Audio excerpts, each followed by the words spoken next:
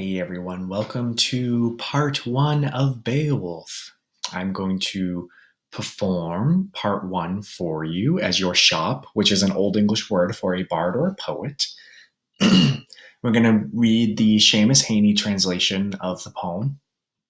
And this is the same version that we would have read if we were in class, and I luckily managed to snag an online condensed version of it. So feel free to read and listen, or if you just want to read and you don't want to hear my voice, whatever you want to do. We're going to go through part one together.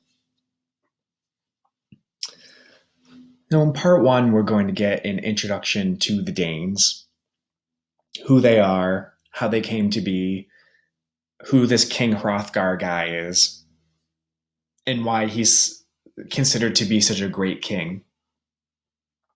So in this first part, basically the conflict is going to be introduced to us. But this first part, the epics, they love having this section where everyone just talks about how awesome they are and how famous they are, and that's what part one is. It's the Danes, they're famous. And King Hrothgar, what a king. He built a big castle. So this is going to be part one. Beowulf, a new verse translation by Seamus Heaney.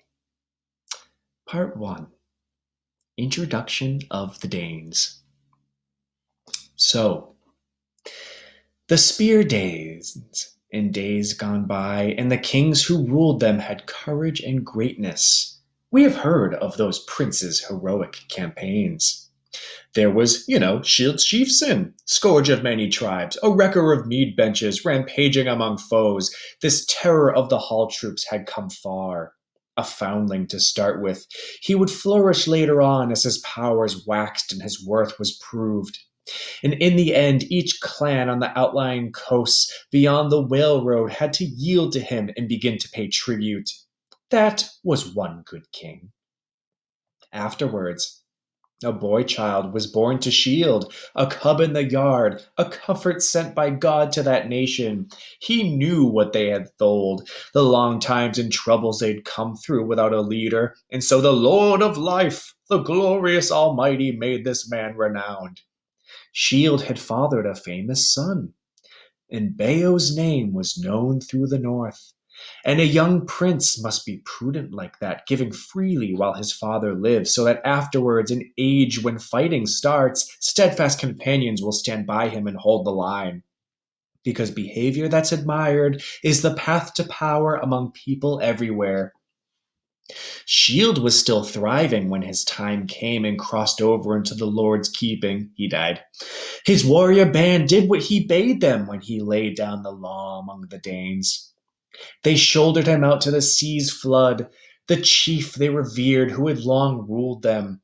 A ring-rolled prow rode in the harbor, ice-clad, outbound, a craft for a prince. They stretched their beloved lord in his boat, laid out by the mast amidships, the great ring-giver. Far-fetched treasures were piled upon him, and precious gear. I never heard before of a ship so well furbished with battle tackle, bladed weapons, and coats of mail. The mass treasure was loaded on top of him, and it would travel far out into the ocean's sway. They decked his body no less bountifully with offerings than those first ones did who cast him away when he was a child and launched him alone out over the waves. And they set a gold standard up high above his head and let him drift to wind and tide, bewailing him and mourning their loss. And no man can tell. No wise man in hall or weathered veteran knows for certain who salvaged that load.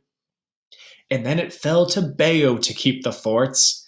He was well regarded and ruled the Danes for a long time after his father took leave of his life on earth.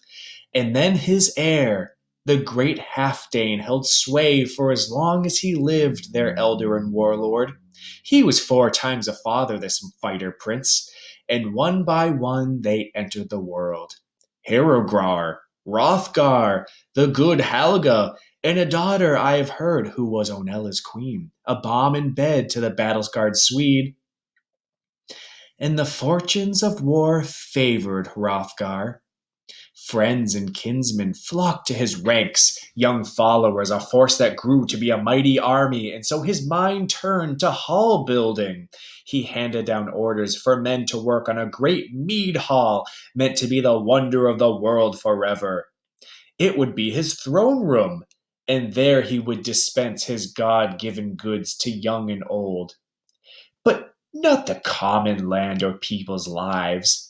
Far and wide through the world I have heard orders for the work to adorn that wallstead were sent to many peoples, and soon it stood there, finished and ready in full view, the Hall of Halls.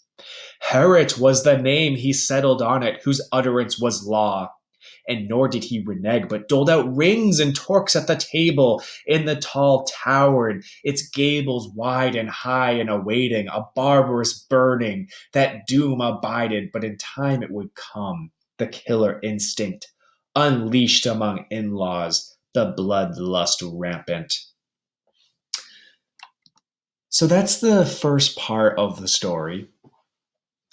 A lot of epics start this way, with introducing characters, conflicts, plots.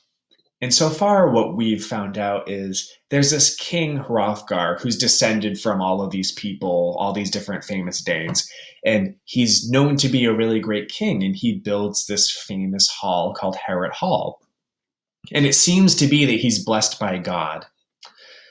Seems to be. The question is, will God save him in the end?